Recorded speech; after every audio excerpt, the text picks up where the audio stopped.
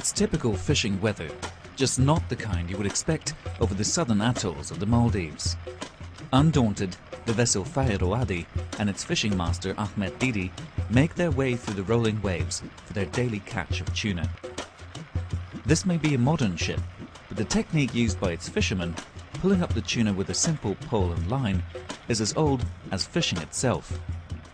Me doshriga masirikun kulenje sabaki diherajje amuko kurisuren fesikin kura masirikamaki doshriga masirikamaka vefa doshriga masirikan kurumakun masirikamaka itur badalin naannakam lafa kuraweti doshriga masirikam kura den dajahaga masirikan kura kam vanya e doge kamakashe kamani emema dajahaga masirikan goggen rajyega masirikan duhaka dashadanakam lafa kuraweti Pole and line fishing is a selective and therefore more sustainable way to catch tuna. Only fish of a certain size are caught, leaving juveniles to grow to spawning age and replenish the stock in the future. Small bait fish are thrown over the side of the boat to lure the tuna to the water surface. The fishermen use the acceleration of the fish as they race to get their prey, hook them and fling them onto the ship's flat deck. The Maldivian tuna fishery forms a sharp contrast to how most tuna is caught elsewhere. Being one of the world's most favoured fish, tuna stocks are being heavily overfished around the globe. Here in the Pacific, one of the world's largest remaining tuna fishing grounds, most skipjack is caught by a method known as purse seining.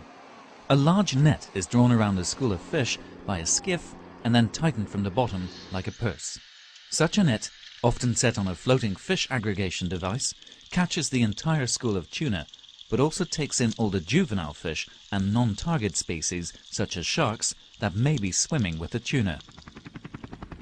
The sheer volume of bycatch lifted from the region by purse seiners makes this fishing method highly unsustainable. Moreover, these industrial vessels, some of them operating illegally, come to fish Pacific waters from half a world away. By contrast, the Maldivian pole and line boats are owned by cooperatives of local fishermen who all fairly share the profits of their daily catch. Unlike most Pacific nations, the Maldives are letting its own fleet fish its waters to keep the tuna revenue within the country.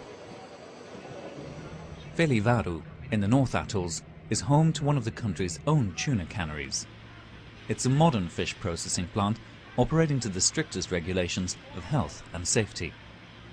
Both fishing and fish processing are vital to the Maldives economy and provide crucial local employment. There are around 500 local people working in this plant. That means 500 families, local families, are looked after. And for fishermen, we pay cash daily.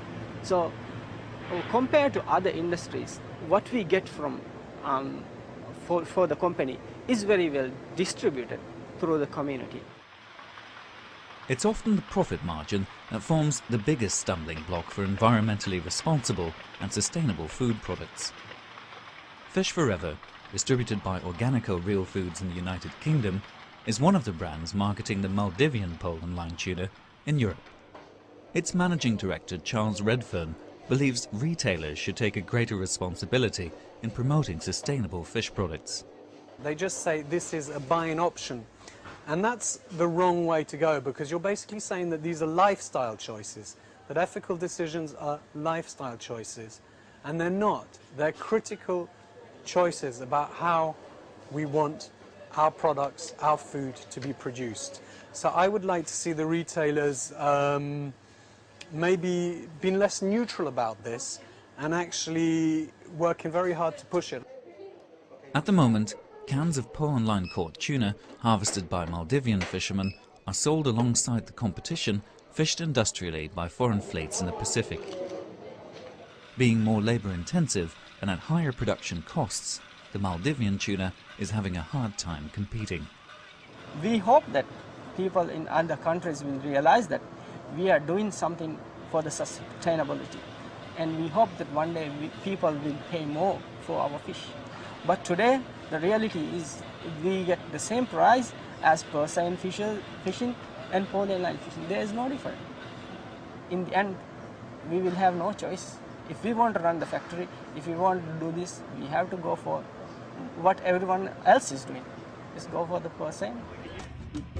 In the absence of sustainable fisheries management for the Indian Ocean, the Maldivian tuna could come under pressure in the future. For the time being, however, the tuna caught here by Paul and Line forms one of the most sustainable, fair and transparent seafood products available today.